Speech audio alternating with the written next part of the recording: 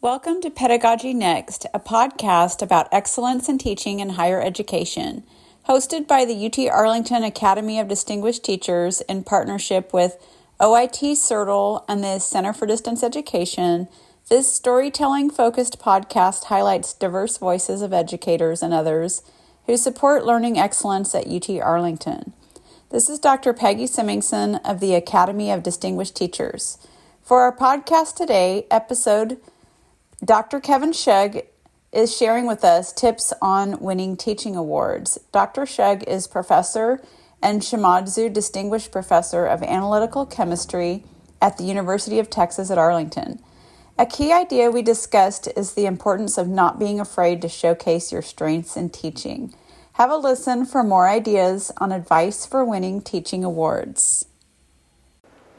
Hi everyone, I'm Dr. Peggy Symingson, host of Pedagogy Next podcast, and we are here with Dr. Kevin Schug, and we're talking about teaching tips. I just want to remind everyone, this podcast focuses on stories and advice from award-winning faculty and staff and excellence in teaching. So we take a storytelling and narrative-driven approach to reach all those at UTA and beyond. So we'll start with sharing our backgrounds at UTA, kind of what we do here at UTA, and then a bit about our own experiences with teaching awards and maybe some that we've won. So I'm in the Department of Linguistics and TESOL. I've been at UT Arlington since 2008, and I'm currently chairing the Academy of Distinguished Teachers.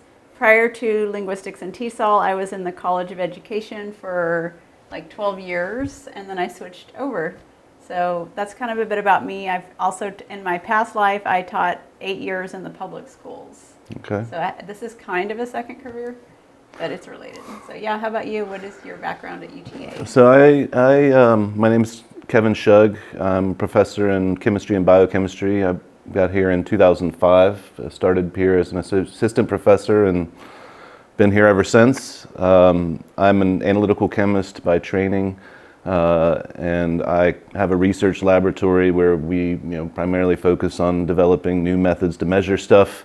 And I teach primarily in the analytical chemistry sequence, which has, sophomore level and senior level. I've also taught some general chemistry, some courses to K through 12 teachers. I feel like I've had a good experience here with teaching. I've had some success in getting some awards and recognition of that, which has been nice. It was not something that I initially intended to do, but we wanted to pursue and to make sure I got well through the promotion and tenure processes. That's something I kind of fell in love with and became more passionate about over time. Oh, good. So I forgot our disclaimer. So these are our own perspectives and not of the Academy of Distinguished Teachers or UTA. So like, what awards have you won, and did they all come at once? Or? It's been, I don't know, over the past 10 years. So the first award I got was from the College of Science, like an Excellent in Teaching award, maybe like 2011 or something like that. I think that came on the heels of some work I had done through an NSF Career Award, doing some stuff with K through 12 teachers. Since then, I've been recognized by the UT system with the Regents Outstanding Teaching Award. I know you also received that award. And I'm a member of the UT System Academy of Distinguished Teachers, UTA Academy of Distinguished Teachers, and I've also gotten an award from the American Chemical Society. Oh, that's great. And most recently, I just got back from a Fulbright Distinguished Scholar trip to the Czech Republic, which was primarily for teaching. Okay, and so I know Fulbright does like research scholarships or grants or whatever. So what was this about? Yeah, so that is right. Most of the Fulbright stays are based on research, but this was the one that was arranged specifically with the university that I'd been collaborating with for many years.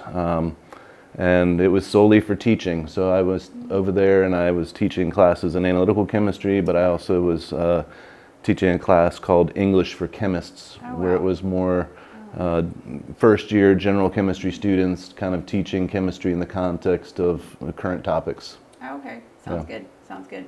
And then, so I'll share a bit. Yeah, Regents Award was probably the biggest. I think that was the most prestigious one.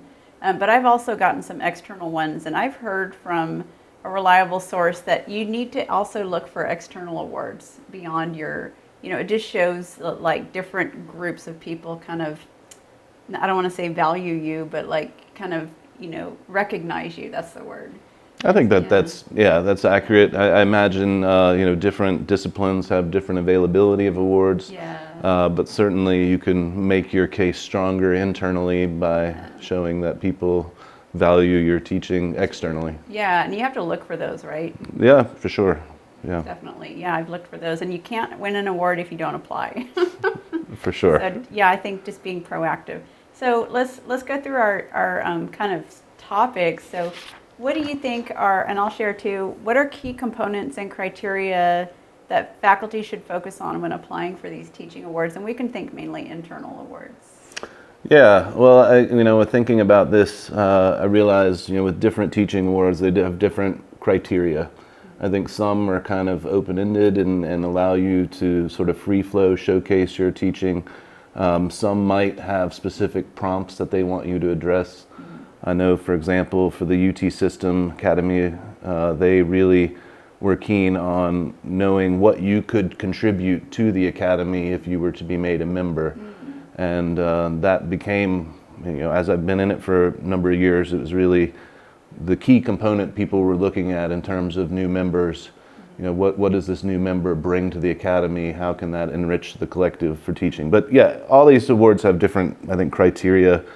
Whether you focus, I think most focus on undergraduate research versus graduate. You should be aware of these things. And then I'd say overall, just kind of showcasing the innovations that you've made in teaching. Those are easier, I think, like, because you can look at your syllabus and your course and like screenshotting things are great. More challenging, I think, is when they want to show impact. So then you kind of need to stay in touch with your students and show that people have had kind of long range impact and maybe short range. So have you seen that in teaching awards where you have to show impact? I know the Regents.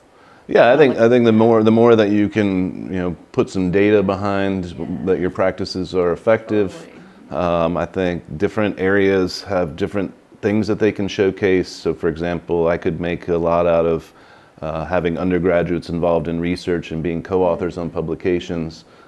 So I think you have to look at the different ways that you could be perceived as innovating, and then demonstrate those, and like I said, back it up with some data. Data, totally. And that gets to our next question.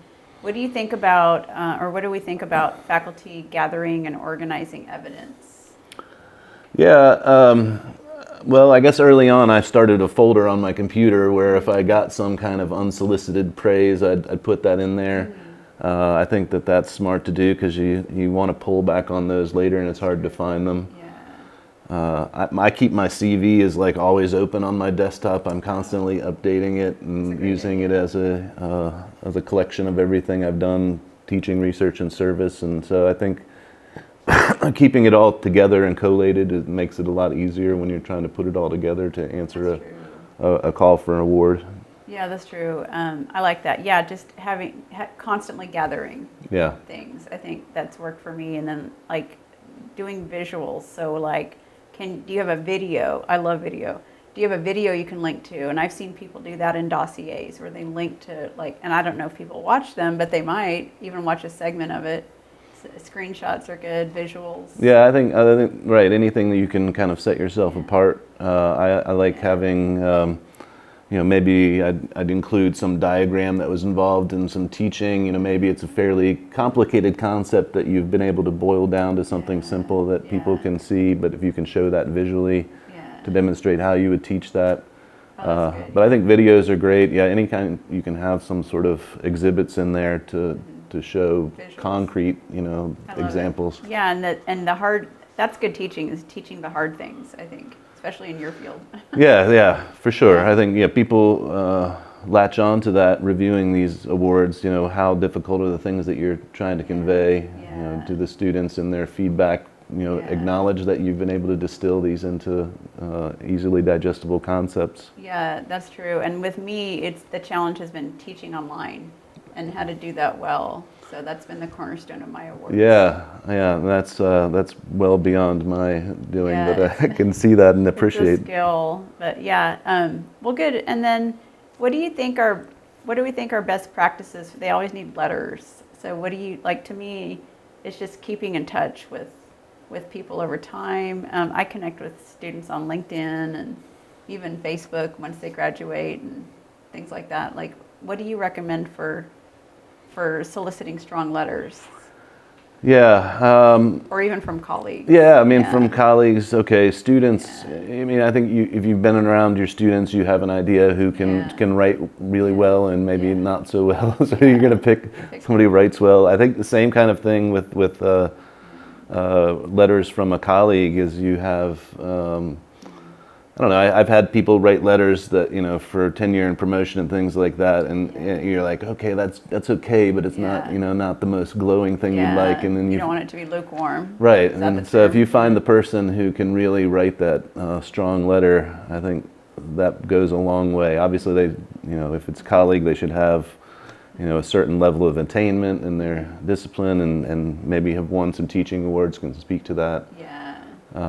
But the good letter writers will, also weave in some external views. I've had letter writers who contacted previous students and just get little blurbs from them to include in letters and things like that, and I think that adds to it. Oh, that's good, yeah. And then I think, too, just keeping people informed along the way of what you do. Yeah. And then they have something to write about. Yeah, that's right. I mean, I use LinkedIn a lot, and try to broadcast the interesting things we do in research and in teaching, and I think that keeps you connected, and people, can say, give concrete examples of things that you've done, write about. Does your research? I'm sure you do, but do you have a website for your research team? Sure. Okay. Yeah. So people see that. So, well, good. Excellent. And then what do you think about, you just mentioned you have your CV up all the time. I think that's I'm going to do that because mine gets buried and then I dig it, resurrect it, and then I feel like I'm working from my head, and I'm Googling myself to see what I did or things I posted. But I always feel like things slip through the cracks. But what do you think about customizing your CV for specific teaching awards?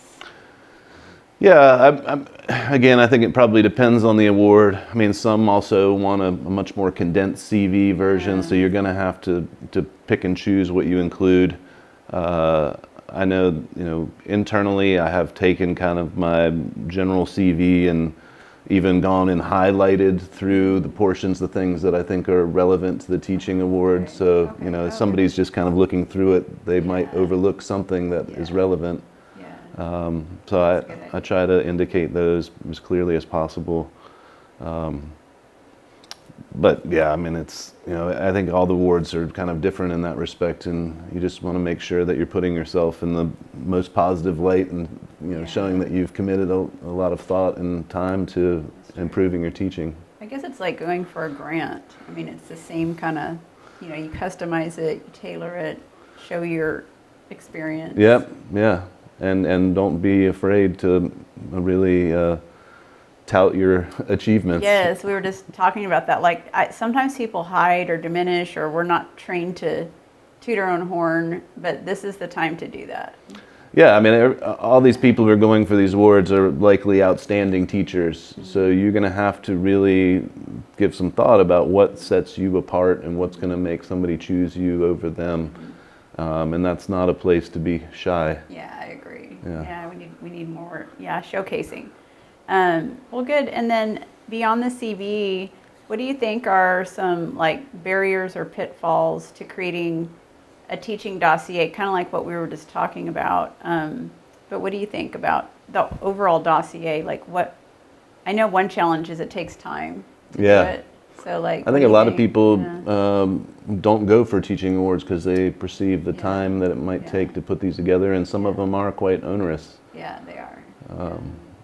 But it's, I guess, part of the process. You kind of, if you value that type of recognition, then you got to put that time in there.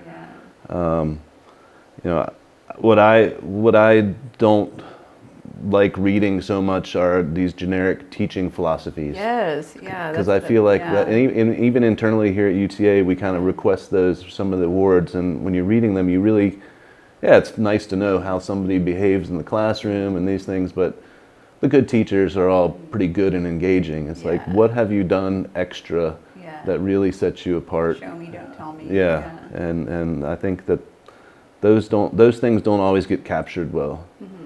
So I was just writing a letter for one of these Provost Award nominations, and it was the same type of thing. I was like, okay, teaching philosophy, but I ended up going and writing the person. I was like, can you just give me a bullet point list of all the innovative things you've done to help the department? And there was a lot more content I could work on and make the case much more stronger with that information. Yeah, because it's really persuasive writing. Yeah, that's right. Yeah, you're persuading and you need concrete. But yeah, I definitely agree with you. Like the overly generic teaching statements, like no. Be more specific. Tell us what you've done lately, kind of thing. Right. Yeah, people want to reward innovation and ingenuity.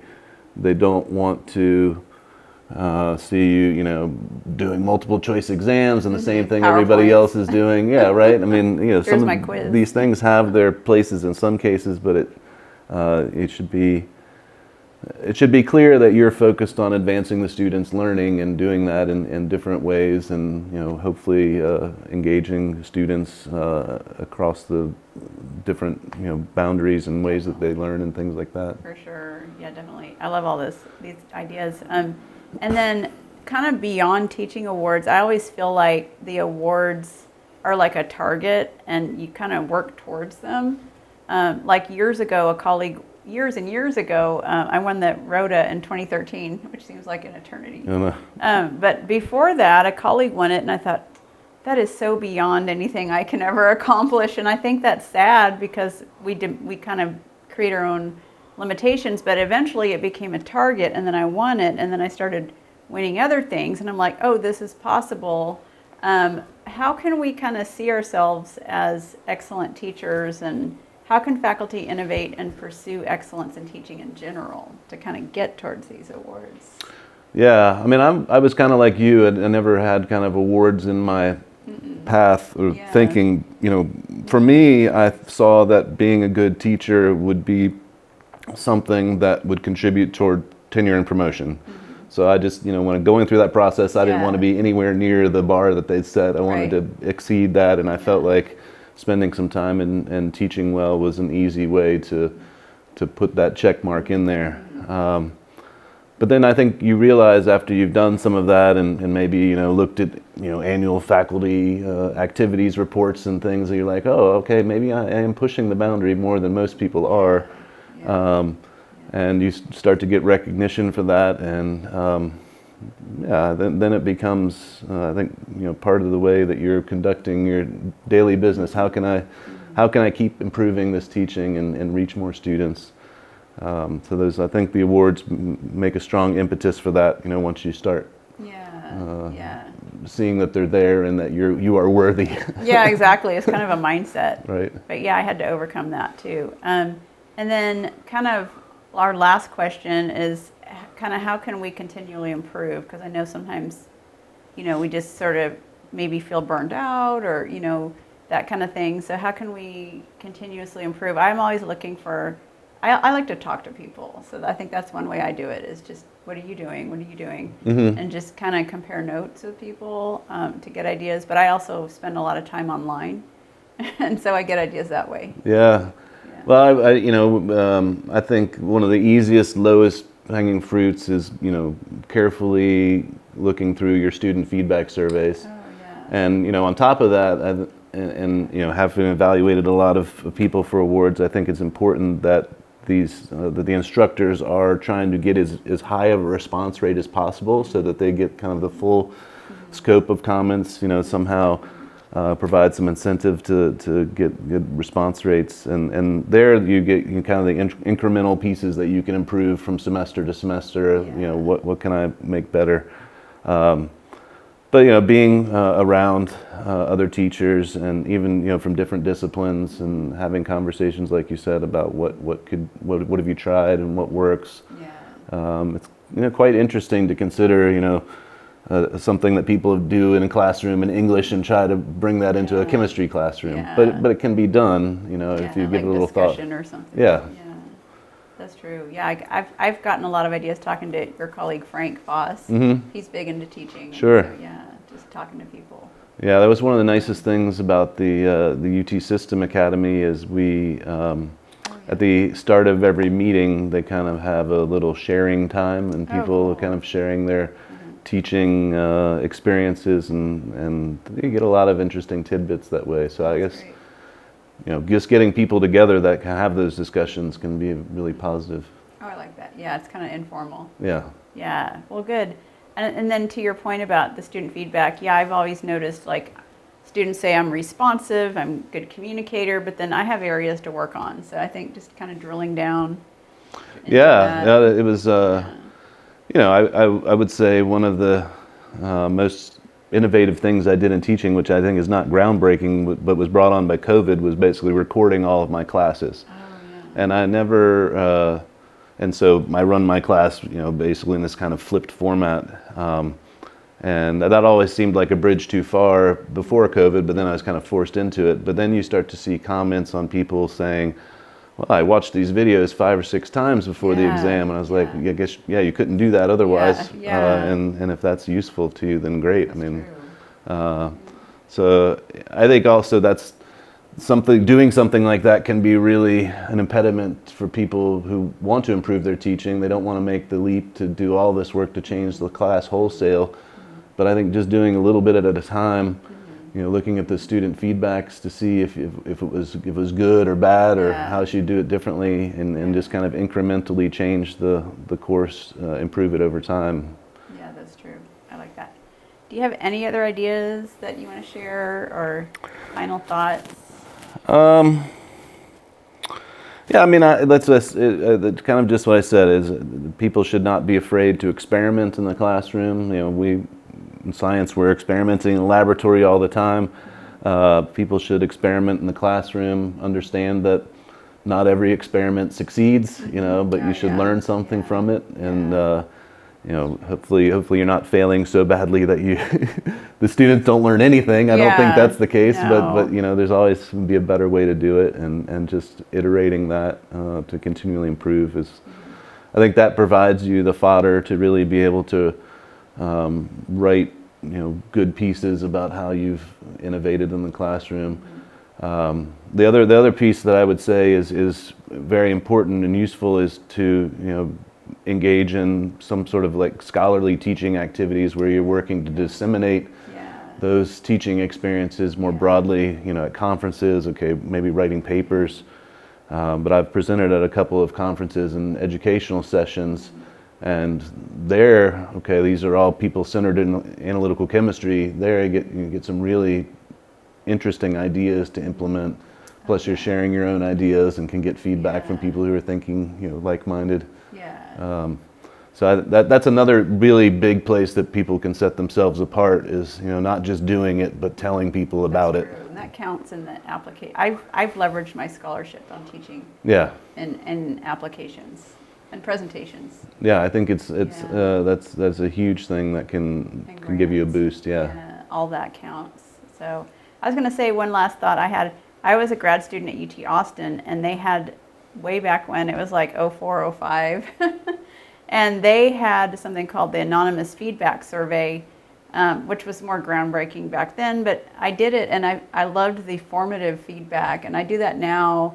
I use Microsoft Forms, and it's all anonymous, and students can click the link after every module and give some formative feedback.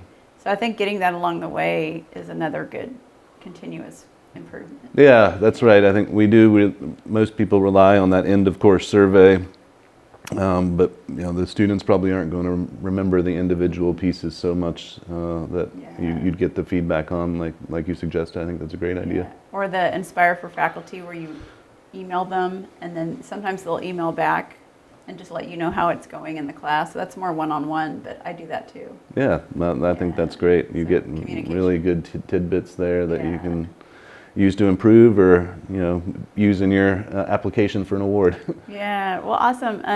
Well, thanks. What I heard you talk a lot about like data, and you're a scientist, so that makes sense. And I'm more of a literacy English communication person, so I'm all about kind of putting your best statement out there about yourself. But yeah, just really, you really have to just put it all out there. I would say that's my final thought. Is just like think of every single thing that you've done and just lay it out. Like Yeah. don't omit anything. Yeah, don't hold back. Yeah, don't hold back. Well, good. Well, thank you so much, Sure. Dr. Schug, Yeah, I and appreciate the we hope chance. to talk to you again. Yeah, look forward to it. Thanks. Thanks, everyone. Stay tuned for our next podcast where we'll continue to share advice for everyone at UTA and beyond. The podcast series is hosted by members of the Academy of Distinguished Teachers at UT Arlington and supports dialogue surrounding teaching.